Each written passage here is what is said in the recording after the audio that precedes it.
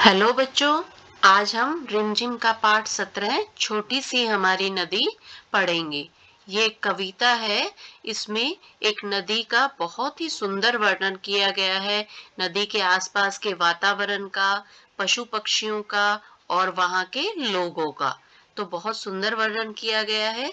चलिए हम पढ़ते हैं। छोटी सी हमारी नदी, टेढ़ी मेढ़ी धार, गर्मियों में घुटने भर भिगोकर जाते पार। तो हमारी जो नदी है वो छोटी सी है और उसकी धार है वो टेढ़ी मेढ़ी है। आपने भी देखा होगा, जो नदी की धार होती है, नदी नदी जहां से गुजरती है वो टेढ़ी मेढ़ी होती है। ऐसे नहीं कि सीधी सीधी नदी गुजर रही हो। तो नदी की जो धारा है वो टेढ़ी मेढ़ी है। गर्मियों में घुटने भर, तो गर्मियों में वो नदी का पानी है वो कम हो जाता है, तो वो सिर्फ घुटनों तक आता है। तो हम लोग नदी को आसानी से पार कर जाते हैं। हमारे घुटने तक पानी आने के कारण सिर्फ घुटनों तक ही हम भीगते हैं। पार जाते ढोर डंगर, बैलगाड़ी चालू, ऊंचे हैं किनारे इसके, पाट इसका ढालू। तो गर्मियों में पानी कम होने के कारण ढोर डंगर यानी जानवर, पशु, तो पशु है, बैलगाड़ी है, वो सब आराम से पार कर लेते हैं उस नदी को, क्योंकि गर्मियों में पानी कम होता है। और इसके किनारे हैं वो ऊंचे हैं, लेकिन पाट, जैसे कि किनारे आपने देखा होगा दोनों तरफ से ढालू यानी ढलावदार होते हैं नदी के किनारे। ठीक है। पेटे में झकाझक बालू, कीचड़ का न नाम। तो पेटे यानी नीचे तल में, इसके नदी के तल में है वो बालू मिट्टी है। बालू मिट्टी क्या होती है? गीली नहीं होती, कीचड़ नहीं बनता है उससे। जैसे और कोई मिट्टी होती है, चिकनी मिट्टी होती है, उनमें पानी डाल दे बारिश के दिनों में कीचड़ ही कीचड़ हो जाता है। तो बालू मिट्टी होती है वो उससे कीचड़ नहीं बनता है। तो इसके तल में झकाझक बालू यानी कि बहुत ज्यादा बालू मिट्टी है और कीचड़ का नाम नहीं है, बिल्कुल भी कीचड़ नहीं है। कांस फूले एक पार उजले जैसे घाम। तो घाम किसको कहते हैं? धूप को। तो कांस फूले एक पार, तो नदी के एक पार कांस के फूल है और वे ऐसे दिखाई दे रहे हैं जैसे उजले, यानी कि धूप खिली हुई धूप निकली होती है। तो इस प्रकार से वो फूल दिखाई दे रहे हैं। दिन भर किचपिच किचपिच करती मैना डार डार, रातों को हुआ हुआ कर उठते सियार। तो जो मैना है वो डार डार यानी डाली डाली पर मैना किचपिच किचपिच की आवाज निकालती हुई घूम रही है। और जब रात होती है तो रात में सियार है वो हुआ हुआ की आवाज निकालते हैं। अमराई दूजे किनारे और ताड़वन, छाव छाव बामन टोला बसा बसा है सगन।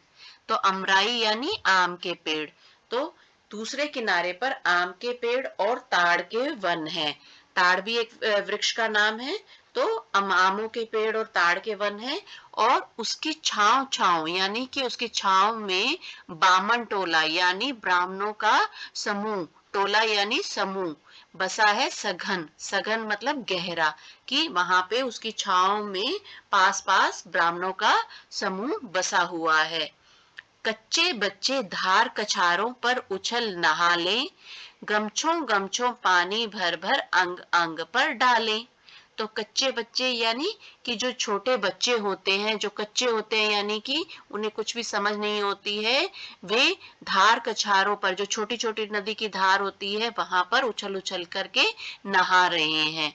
और बच्चे क्या करते हैं? गमछो गमछो यानी जो छोटा टॉवल होता है, पतला टॉवल होता है, पुराने तौलिया कहते हैं जिसे, जो पुराने के लोग होते हैं वो उसे उसे ही काम में लेते थे। तो उन तौलियों को गर्म कर कर पानी में भिगो करके और अपने अंग अंग पर डाल रहे हैं उनसे पानी। कभी कभी वे सांझ सकारे निपटा कर नहाना, छोटी छोटी मछली मारे आंचल का कर छाना। तो अब इसमें महिलाओं की बात हो रही है कि सांझ सकारे यानी शाम को काम को निपटा करके, नहा धो करके और अपने आंचल का, अपने आंचल का छाना करके यानी आंचल का ही जाल बना करके और छोटी छोटी मछलियों को पकड़ती हैं वहां की महिलाएं। बहुएं लोटे थाल मांजती, रगड़ रगड़ कर रेती, कपड़े धोती घर के कामों के लिए चल देती।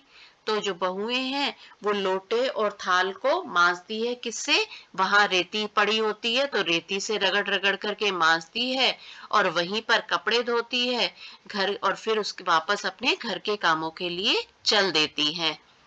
जैसे ही आषाढ़ बरसता भर नदियां उतराती, मतवाली सी छूटी चलती तेज धार दन्नाती।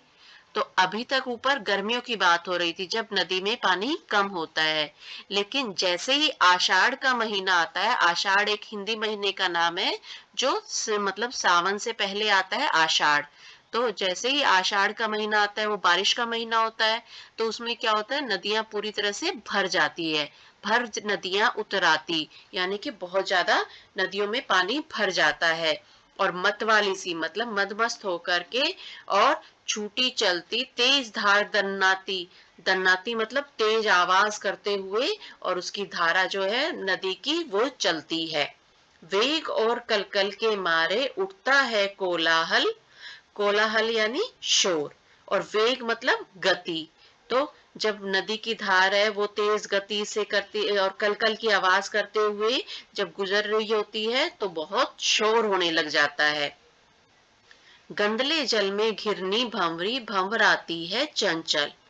गंदले जल में यानी कि साथ में जब वो तेज गति से चल रही होती है तो वो पानी थोड़ा सा गंदला हो जाता है, मिट्टी भी भर जाती है उसके अंदर। और घिरनी भंवरी, आपने देखा होगा पानी के अंदर गोल गोल ऐसे घूमता है पानी, उसको भंवरी कहते हैं। जैसे अगर अगर आप उसमें कोई भी चीज डालो तो वो भी गोल गोल घूमने लगती है। तो इस प्रकार से जल भी इसी तरह से घिरनी भंवरी भंवराती है चंचल। जैसे कि भंवरा चंचल सा मदमस्त होकर के उस पे फूलों पर मंडराता है, इसी प्रकार से पानी के अंदर भंवरी जो है वो मंडरा रही है, मतलब कि वो चल रही है, पानी इस प्रकार से चल रहा है। दोनों पारों के वन वन में मच जाता है रोला, वर्षा के उत्सव में सारा जग उठता है टोला। तो दोनों पार यानी जो नदी के दोनों तरफ वन है उनमें रोला, रोला यानी कि शोर मच जाता है सबका, और वर्षा के उत्सव में सारा जग उठता है टोला। तो जब वर्षा का उत्सव आता है यानी कि वर्षा का मौसम आता है तो उसमें सारी जगह पर उत्सव ही उत्सव होने लग जाता है। ऐसे लगता है कि मानो उत्सव चल रहा हो, कोई महोत्सव चल रहा हो, और चारों तरफ शोर होने लग जाता है, पशु पक्षियों का, आदमियों का, महिलाओं का। तो इस प्रकार से वहां पर एकदम कोलाहल होने लग जाता है, बहुत शोर होने लग जाता है। तो बच्चों इसी के साथ ही ये कविता समाप्त होती है। ये कविता रविंद्रनाथ ठाकुर जी द्वारा लिखी गई है। तो आपको ये ध्यान रखना है, कुछ बच्चे रविंद्रनाथ टैगोर के द्वारा बोलते हैं, जबकि ये कविता रविंद्रनाथ ठाकुर जी द्वारा लिखी गई है। तो इसी के साथ ही ये कविता समाप्त होती है। धन्यवाद।